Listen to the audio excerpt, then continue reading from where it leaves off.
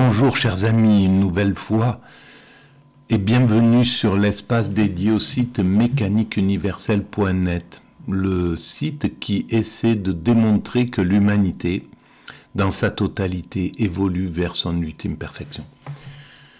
Selon moi, selon mon analyse, l'humanité a une sorte de destinée, travaille à une destinée. L'ensemble humain, chaque être humain, en l'ignorant, nous ne savons pas véritablement ce que nous construisons, mais nous construisons le paradis, en somme, une sorte de paradis pour nos futurs descendants. Nous conduisons l'humanité à son ultime perfection. Cette perfection, c'est la paix universelle, un fonctionnement totalement universel, le 100% écologique, un monde où l'homme n'est plus un loup pour l'homme, ni pour les autres espèces, où il est entièrement réconcilié avec lui-même, donc qui a résolu toutes ses pathologies, tous ses questionnements et tous ses comportements, voilà, et son environnement. Alors il faudra encore quelques siècles pour atteindre cet état, mais c'est selon moi, notre chemin, c'est notre destinée. Et nous travaillons tous à cette destinée. Donc chaque être humain a un sens. La vie d'un être humain n'est pas insensée. Parce que chaque être humain travaille à cette œuvre. Quoi qu'il fasse, il donne l'entièreté de son existence à cette œuvre-là. Il agit, même si ça se voit pas. C'est pas parce qu'on construit pas des buildings, qu'on n'accumule pas des milliards, qu'on ne fait pas des... Voilà. La plus infime tâche de l'être humain travaille pour cet état, pour cette perfection, et est nécessaire, est fondamentale. Je l'explique d'une façon en disant, un enfant qui meurt après 1 heure de vie, par exemple, il agit autant pour l'humanité que quelqu'un qui va vivre 100 ans, parce qu'en réalité, il va bouleverser ses parents, il va métamorphoser tout un tas de psychismes, voilà, il va y avoir tout un tas de choses qui vont se produire, d'actions qui vont être produites après son passage. Et donc il aura agi pour l'humanité de la même manière. Il aura donné la totalité de sa vie, comme celui qui a 100 ans et qui s'en va à 100 ans ou à 101 ans, comme mon père, qui aura donné l'entièreté de son existence à cette œuvre. Voilà, alors ça c'est la base de la théorie. Je vais reprendre, pour démontrer un peu cette théorie, je m'appuie sur des podcasts que j'écoute souvent le soir sur France Culture. Et bien là, j'ai commencé à travailler à partir de Épicure, après avoir travaillé sur Platon et sur Aristote, les 2 derniers événements, les 2 dernières formes de vidéos. Là, c'est Aristote, c'est Épicure, toute une vie. Donc c'est un petit peu sa vie et puis c'est son œuvre, en somme. L'émission, c'est toute une vie, et l'intitulé, c'est Épicure ou la fin du désir. C'est pas pour rien que ça s'appelle comme ça. L'intervenant, c'est Jean Salem. Alors on y va, je lance et je découvre en même temps. Et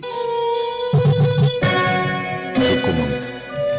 L'épicurisme n'est pas une religion, comme Épicure n'est pas un sauveur. Et par conséquent, parce que ça n'est pas une religion, on comprend qu'il y ait un grand blasphème au cœur de l'éthique épicurienne, c'est l'idée que tout plaisir est un bien. Et l'épicurisme n'est pas une religion, ça veut dire qu'il n'y a pas de tabou, il n'y a ni obligation. Alors, tout plaisir est un bien, et il a entièrement raison, tout plaisir est un bien, mais il faut bien entendre de quel plaisir parle Épicure. C'est un plaisir avec modération, qui ne se prend pas au détriment d'autrui, un plaisir vraiment de sagesse. Donc c'est autre chose. Et là, je pense que toutes les religions sont d'accord avec ce genre de choses, sauf évidemment que certaines préconisent plutôt l'abstinence, plutôt, etc., plutôt la quête de l'extase. Mais la base est la même. Il n'y a ni obligation, ni sanction dans l'au-delà ou ici-bas, sinon voilà, du fait des gendarmes. C'est ce qui va faire la différence avec les religions qui vont essayer de concevoir un ailleurs, un après-vie. Donc, qu'est-ce qui peut se passer après la vie? C'est une autre façon de penser le monde, c'est tout. C'est pas Épicure pense qu'il n'y a pas d'ailleurs, le christianisme, le judaïsme, l'islam pense qu'il y a un ailleurs. Bon voilà, c'est juste une question de point de vue, c'est tout. Et aucun des deux ne peut se targuer d'avoir la vérité absolue. Pour l'instant, on ne sait pas s'il y a un ailleurs ou pas. C'est quelque chose que l'humanité aura à réfléchir, à essayer de découvrir, et je pense qu'elle le découvrira. Faites des gendarmes. Mais ce qui met le point... Il ne sert à rien d'acquérir la sécurité vis-à-vis des hommes si les choses qui se passent au-dessus de nous, celles qui se trouvent sous terre et celles qui sont répandues dans l'univers infini, nous inspirent de la crainte. Voilà, donc ça aussi c'est vraiment incroyable. C'est-à-dire que là il y a tout. Dans ma théorie, il faut qu'on maîtrise le comportement humain pour que plus aucun homme ne soit un danger. Il faut qu'on maîtrise l'environnement pour qu'on comprenne qu'on ait la conscience, l'esprit absolument apaisé. Pour atteindre cet état de sérénité dont je parle, ce paradis, il faut que l'esprit soit en parfaite harmonie, en parfaite, qu'il ne soit plus sur le qui-vive, qu'il ne soit plus sur l'intranquillité, qu'il soit au contraire dans la tranquillité. Donc il doit savoir exactement à quoi s'attendre.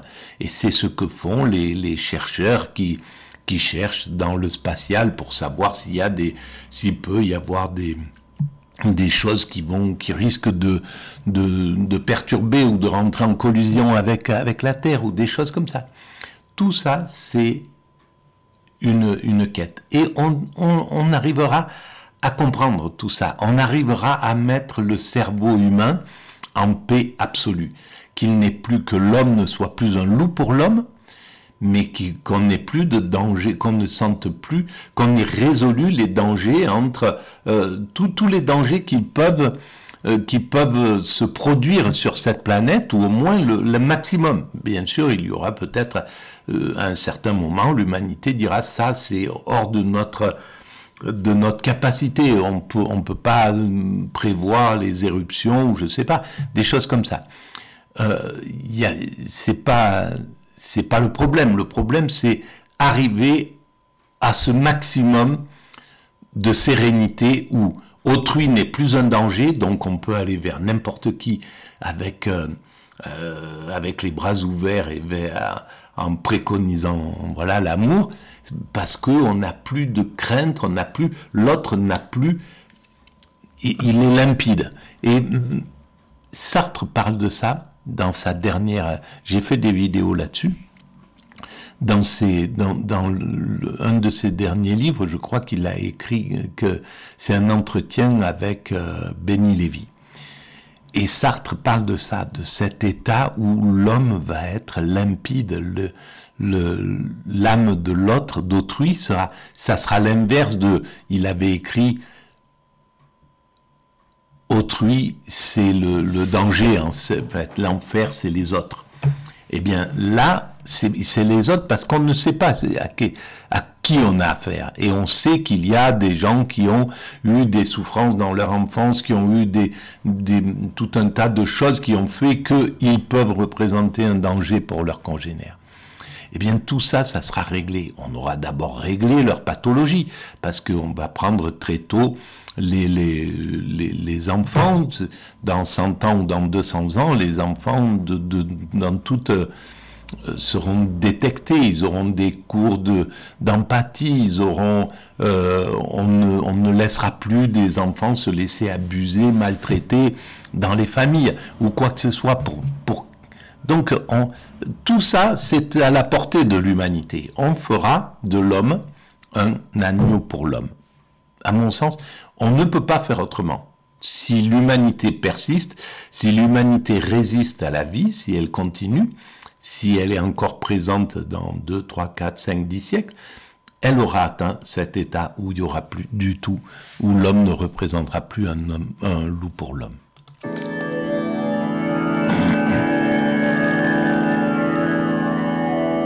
Il y avait naguère un avion qui faisait le voyage Londres-Paris qui s'appelait l'Épicurien, où l'on servait pendant la traversée du caviar, du foie gras, du champagne, etc. Rien n'est plus contraire à l'esprit de l'épicurisme que cela. Alors voilà, ben ça, par exemple, je viens de taper Épicure pour regarder un petit peu les images qu'il y avait sur Épicure. J'ai tapé Épicure sur Google et il est sorti un tas d'images de restaurants, de tables d'hôtes, de choses. Voilà. Et c'est carrément l'inverse de ce que pense justement Épicure. Ça n'a rien à voir avec ça. Épicure, c'est l'amitié, c'est la modération, voilà, c'est comme Plotin plus tard, la sobriété en somme. Cela.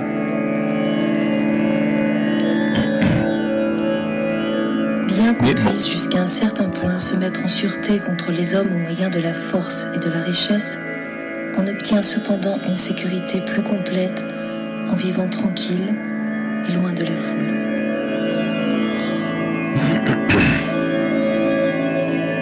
Alors ça, j'en ai fait ma philosophie sans le vouloir, sans le savoir, grâce à la mécanique universelle, donc grâce à cette phrase qui est venue dans mon esprit en 1999, j'ai pu décider de m'isoler sans complexe.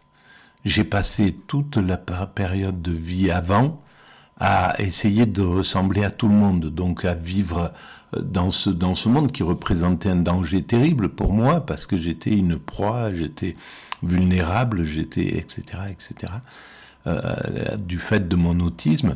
Et donc, pour pouvoir résister à la violence de ce monde, eh bien, un jour, à 12-13 ans, j'ai rencontré l'alcool. Et là, ça a été une révélation. Voilà, à partir de là, j'ai commencé à pouvoir vivre une vie ordinaire, à peu près ordinaire, avec l'alcool.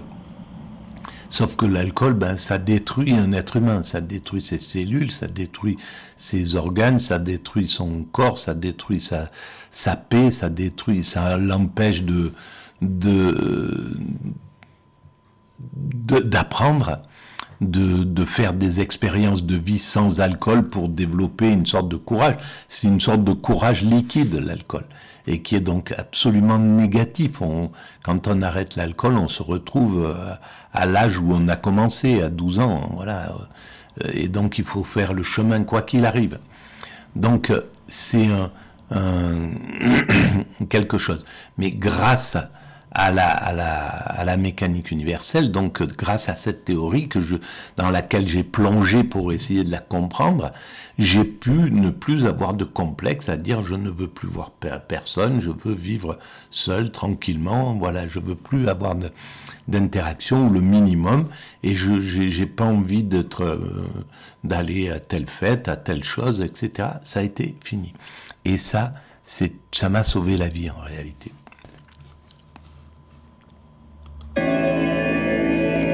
Je sais pas pourquoi je parlais de ça d'ailleurs.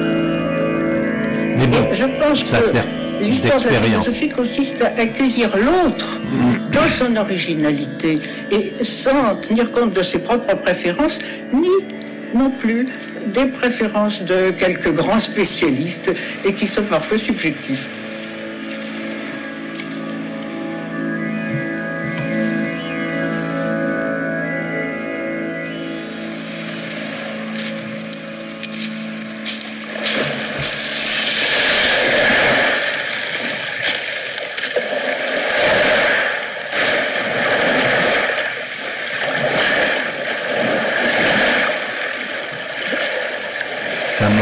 Noël. Épicure naquit, diraient les biographes, en 341 avant Jésus-Christ, c'est-à-dire 6 ans après la mort de Platon. Il a 18 ans lorsqu'il accomplit comme de juste son éphébie, c'est-à-dire son service militaire. Et ça le fait venir de son île de Samos, qui se trouve plus près de la côte turque que de la Grèce continentale, bien sûr, à Athènes, où il va rester une paire d'années, où il va faire la connaissance du poète Ménandre, du poète comique, avec lequel il se lie d'amitié. Il a, avant cette éphébie à Athènes, vécu une enfance auprès de son père Néoclès, qui était un clérouque, une sorte de colon envoyé par les Athéniens dans cette île de Samos, un colon pas très argenté, qui était à la fois instituteur et agriculteur. Ce qui fait que le père Festugière pouvait écrire qu'à sa manière, Épicure fut un self-made man, à la différence de Platon et d'Aristote, qui bien sûr étaient issus de milieux beaucoup plus favorisés, comme on dit aujourd'hui. Sa mère était sage-femme. On dit qu'elle l'emmenait très souvent dans des cérémonies à vertu propitiatoire, passer dans les maisons, faire telle ou telle prière afin de guérir tel ou tel malade. Alors on dit parfois que ça lui a peut-être inspiré une sainte horreur très précocement à l'égard de la religion. Un mot ensuite pour le retrouver après cette jeunesse. Alors, moi j'avais tout pour détester la religion, justement. À l'origine, ils m'ont mis enfant de cœur, c'était une plaie. J'étais d'une timidité absolument maladive et absolue, donc me retrouver sur la scène comme ça à côté du curé, à lui porter les burettes, à essayer de me rappeler les phrases, j'étais tellement paniqué que j'oubliais tout ce que je devais dire, ce que je devais faire, etc. J'ai pas fait long feu d'ailleurs. Le curé, il a dû m'écarter rapidement de ça. Ma mère aurait aimé que, mais voilà, elle était aussi l'origine de ces traumatismes. Donc c'est assez curieux, hein, mais bon, c'était un âge une époque où on ne pouvait pas. Où il n'y avait pas la psychologie, personne ne pouvait lui dire bon, si vous maltraitez votre fils, il se comporte comme ça, c'est légitime. Donc voilà l'histoire. Très normal. Et pourtant, oui, ce que je voulais dire, c'est que j'avais tout pour ça, et pourtant, maintenant, grâce à la mécanique universelle, j'adore toutes les religions, je les trouve toutes vraiment bien. Je parle pas des religieux et des fondamentalistes et tout, qui sont dans toutes les religions et qui me font horreur.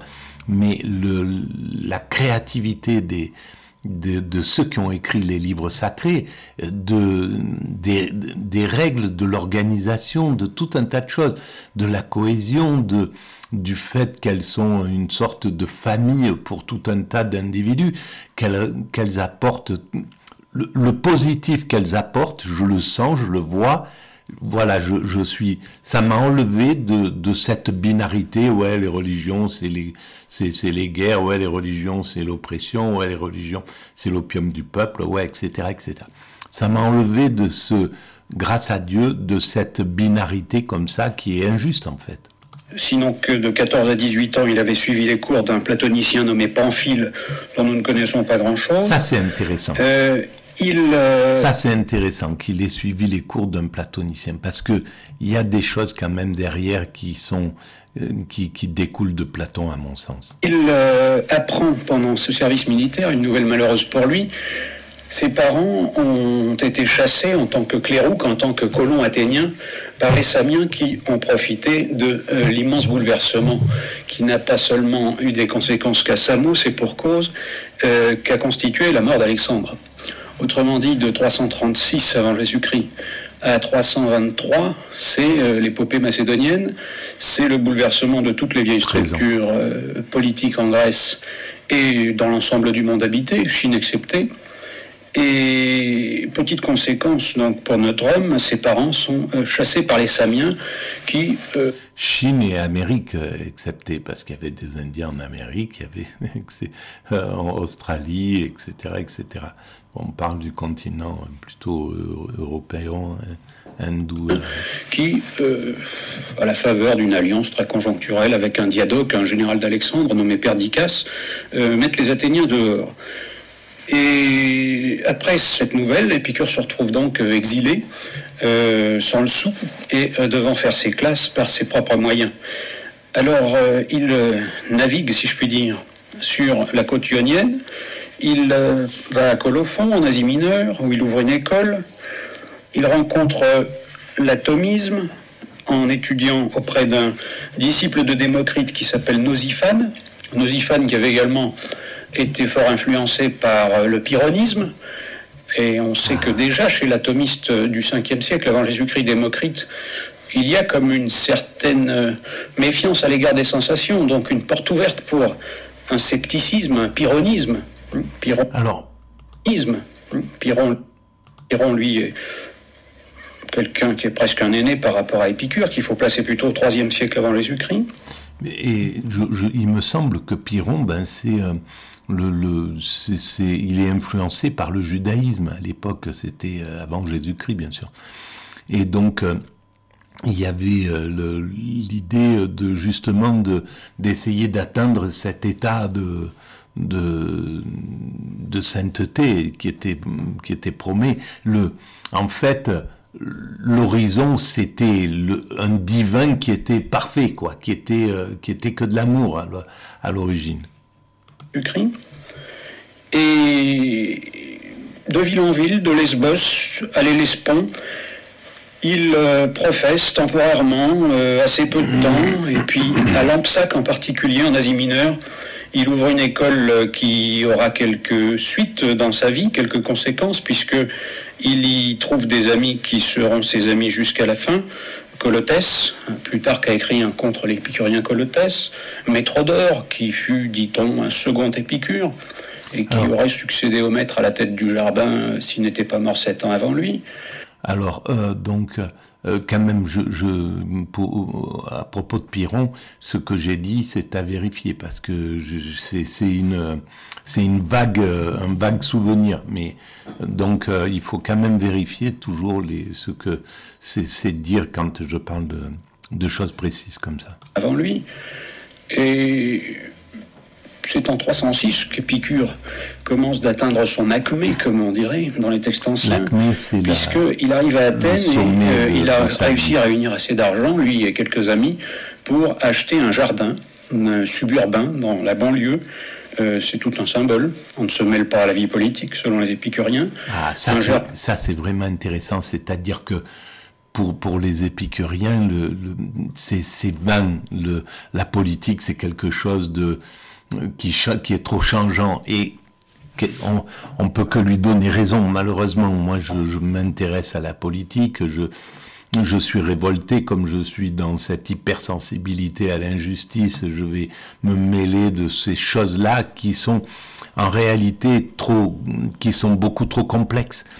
Et on ne mesure jamais la complexité. J'essaye à chaque fois mettre la complexité, savoir que de ne pas être d'un côté ou de l'autre complètement, de ne pas être dans une critique destructrice mais constructrice, d'être inclusif plutôt qu'exclusif, etc. Mais c'est très compliqué en réalité, parce que on se trompe toujours. Quand un philosophe fait de la politique, il fait des erreurs. Et ça, c'est évident. On l'a vu avec les Hegel, avec tous ceux qui s'y sont mêlés. Et en fait, et pourtant, on peut pas ne pas le faire, quoi. On est inclus dans la société, dans l'humanité, et on doit prendre des partis, on doit critiquer, on doit mettre notre esprit critique au service de l'évolution. C'est légitime. Mais bon, voilà, c'est toujours une erreur. Et donc, il faut une certaine force pour dire on se détache de ça, on s'occupe que de du bonheur, en somme, du bonheur humain.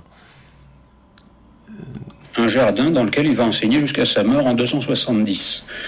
Et je conclurai cette biographie très biographique, c'est-à-dire ce qui ne fait pas assez sans doute référence à l'histoire, mais on en reparlera, à l'histoire qui entoure Épicure, en disant que il assiste au triomphe des démagogues pour ce qui est de la vie politique à Athènes, et il fait école au point que l'épicurisme, tenons-nous bien, comme d'ailleurs toutes les autres grandes écoles de l'Antiquité, platonisme, stoïcisme et aristotélisme, survivra qu'à un cas, et souvent mieux que qu'à un cas, jusqu'au IVe siècle après Jésus-Christ, c'est-à-dire 7 siècles de vie pour cette école extraordinaire.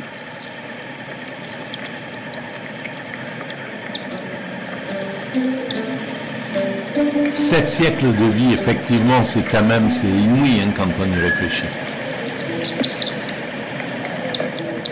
Une école. On ne peut pas se... c'est nos universités, hein, c'est un petit peu ce qu'on... voilà, notre principe, il a les premières universités, c'était en 1400, donc ça fait 6 siècles déjà. Et je pense que... Bon, c'est un temps, évidemment, mais bon, le christianisme, il a 2000 ans, le judaïsme 3000 ans, l'islam 1000 ans, un peu plus, 1300 ans, l'hindouisme 4 ou 5000 ans, le bouddhisme 2500 ans, etc., etc. Donc, des choses qui perdurent dans l'humanité, il y en a qui perdure. Bon, après, ça change, évidemment. Et en réaction contre Alexandre et contre Aristote, qui a été le maître, avait interdit ces écoles philosophiques qui se multipliaient à Athènes.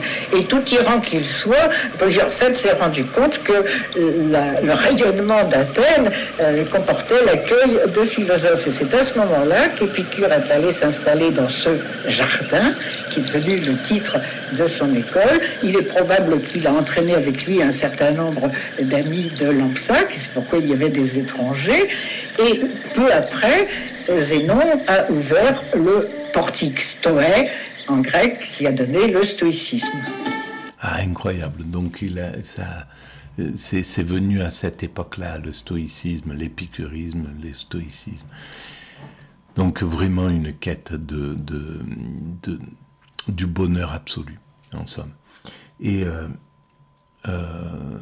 donc Athènes, on voit à quel point l'intelligence d'Athènes de dire voilà, il faut faire venir les idées, il faut laisser venir les gens. Et donc c'est là où les nations, on le voit encore aujourd'hui, les nations qui sont ouvertes, les États-Unis, s'ils ont pris le pouvoir pendant un moment, s'ils ont été les leaders, et ils les sont sans doute encore, mais là je pense qu'ils sont en train voilà, ça c'est voilà une question politique, on va l'écarter, mais c'est parce qu'ils ont su faire venir les migrants de partout. La France était un pays comme ça, avec qui savait accueillir, qui a su recueillir, qui a su accueillir, etc. Et puis faire une place à chaque fois à ces vagues et donc c'est ce qui fait la diversité d'un pays comme la France et sa magie aussi au niveau intellectuel, etc. créative, parce que c'est dans le mélange qu'il y a quelque chose de puissant. Et les sociétés qui se ferment, elles peuvent pas, les sociétés qui prennent pas tout le potentiel des femmes, 50% de leur population, si on ne laisse pas la créativité aux femmes, une société, elle est moins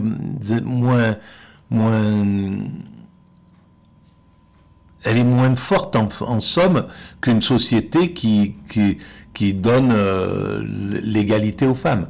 C'est évident. Donc, il y a ça. Après, il y a les 109 qui arrivent, les idées nouvelles, les visions nouvelles. Ça a toujours été comme ça dans le monde. Quoi qu'il arrive, ça n'a pas arrêté, parce que sinon, la roue, elle serait restée dans le village où le type l'a inventé. Non, la roue, ça c'est parce que les gens n'arrêtaient pas de circuler, et ça circule depuis l'origine de l'humanité. Donc c'est très important cette chose-là. Et en prendre conscience permettrait de faire les choses en douceur, de pas, voilà.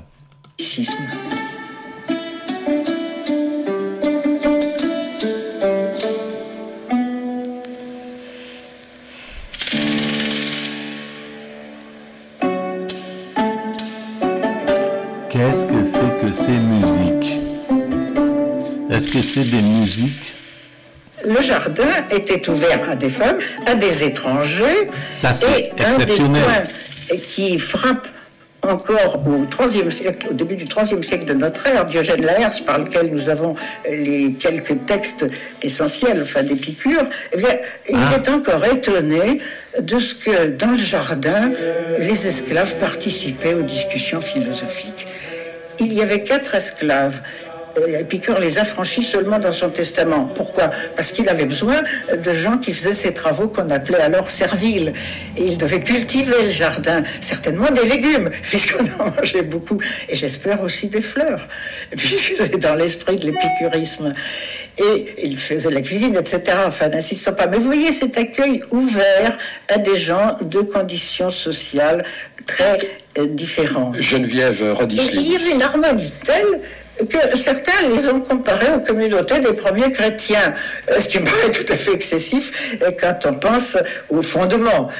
Erasme a même osé dire que le vrai chrétien est le meilleur disciple d'Épicure.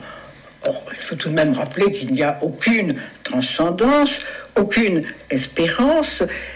Dans l'épicurisme, mais en réalité, il avait bien sûr raison. C'est parce que c'est une question de comportement. Si on écoute le comportement que préconise le Christ, et puis enfin ceux qui ont relevé les idées et les points de vue du Christ, on voit bien que c'est que de l'amour, voilà, et c'est même le détachement de la politique, laisser à César ce qui appartient à César et à Dieu ce qui appartient à Dieu. C'est vraiment, il y a quelque chose de puissant derrière. Il y a quelque chose d'équivalent. Après que le divin, c'est même dans le christianisme, le divin, c'est quelque chose qui est inaccessible, qu'on ne peut pas penser réellement, qui est présent, d'accord, dans l'esprit. On doit le concevoir qu'il y a un Dieu plutôt qu'il n'y en a pas, mais Lucrèce insiste sur le fait que, au lieu de laisser la vie s'échapper sans cesse en courant après des buts toujours non atteints, il fallait jouir de quelque chose qui nous comblait actuellement, et que par conséquent la prolongation dans la durée, l'espérance d'une immortalité, n'apportait absolument rien. Donc là-dessus, il y a une opposition très nette entre Épicure et quelqu'un comme Descartes, qui est mon auteur le plus familier, et qui a précisé que le fini est la négation de l'infini qui est seul positif. Or, pour tous les Grecs, et pas seulement pour Épicure, c'est le fini qui est parfait. Parfait, ça veut dire achevé, donc limité. Alors, il y a eu ce renversement, notamment avec Descartes, Mais il faut ajouter que Descartes parle très favorablement d'Épicure en le nommant dans une lettre en disant qu'il ne faut pas réduire la volupté à un simple plaisir corporel, qu'il enveloppe ce qu'il appelle le contentement de l'esprit. Et puis il y a d'autres traits dans d'autres lettres de Descartes. Il n'interdit pas la tristesse aux philosophes, il condamne l'orgueil stoïcien et il pense que ceux qui ont vécu en juste n'ont absolument rien à craindre après la mort. Tout cela sont des traits qui, malgré une métaphysique radicalement distincte, le rapprochent concrètement d'Épicure. Et pour terminer, si vous le voulez bien, j'évoquerai un malentendu assez curieux du chancelier Gerson, chancelier de la Sorbonne au Moyen-Âge. Et en lisant Sénèque, qui était stoïcien, mais qui aimait bien finir ses lettres par une citation d'Épicure, une belle citation, a cru qu'il y avait deux Épicures, un qui avait été honoré par Sénèque, et puis l'autre qui est l'affreux patron des libertins. Alors, Sénèque. Si vous voulez bien, ne dédoublons pas Épicure, essayons de retrouver le vrai Épicure, qui n'est pas un saint, mais qui n'est pas non plus un débauché, Sénèque. qui est véritablement un sage. Alors, on va arrêter là, mais justement,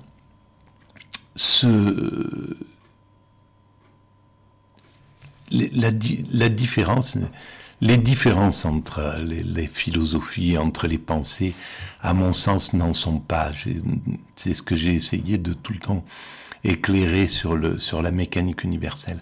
En fait, c'est des points de vue, c'est deux personnes, voilà, un épicurien et un chrétien regardent deux choses, regardent la même chose, mais à deux points de vue différents. C'est tout, et on peut pas, effectivement, celui qui est là, il dira, je suis cet objet, Dieu, cette chose qu'on regarde tous les deux, elle est à tant de degrés et l'autre dira non, elle est à tel degré, parce que ils sont pas au même degré. Mais en réalité, c'est la même chose. Pour Épicure, tout se passe dans la vie. Il y a pas, tout est là, tout est présent. C'est le divin, c'est ça en somme. Ce qui doit être vu, c'est c'est la réalité, le monde fini en somme. Mais en même temps, il cherche à atteindre le bonheur suprême. Et le bonheur suprême, c'est dépasser le temps, c'est sortir hors du temps, c'est atteindre un état, c'est l'extase, c'est atteindre un état qui n'est plus dans le temps. Et il a raison sur le fait que le divin, c'est la création, c'est ce qu'on est, c'est tout ça, c'est le divin, ça fait partie du divin. Après que le religieux va dire le divin, c'est ce qui a créé cette chose-là. C'est un autre point de vue. C'est juste les deux pourraient dire bon, le divin c'est ça, mais ok, il y a quelque chose qui a créé. Épicure pourrait dire ça, et le chrétien pourrait dire il n'y a que Dieu, il n'y a que l'infini qui est important. C'est ça la réalité. C'est le divin, c'est ce qui est sous-jacent à tout ça, mais la réalité, elle est divine, puisque même moi, j'ai en tant que chrétien, pas moi, mais le chrétien dirait, on a imaginé que Dieu, que Jésus-Christ était son fils, donc que nous sommes son fils, que chaque être humain est le fils de Dieu, et appartient à Dieu, fait partie de Dieu. Le soufisme parle de ça quand il dit Dieu est plus proche de toi que ta propre veine jugulaire. Ça veut dire que il est intégré à l'intérieur de toi. Donc tout ça, ça n'est que des petites subtilités sur lesquelles normalement on n'a pas à se bagarrer, parce que c'est juste des particularités, quoi, en somme. Voilà, je vais arrêter là pour cette vidéo, elle est un peu longue. Mais, eh bien voilà, je vous remercie en tout cas de votre écoute et puis je vous dis à très bientôt. Merci.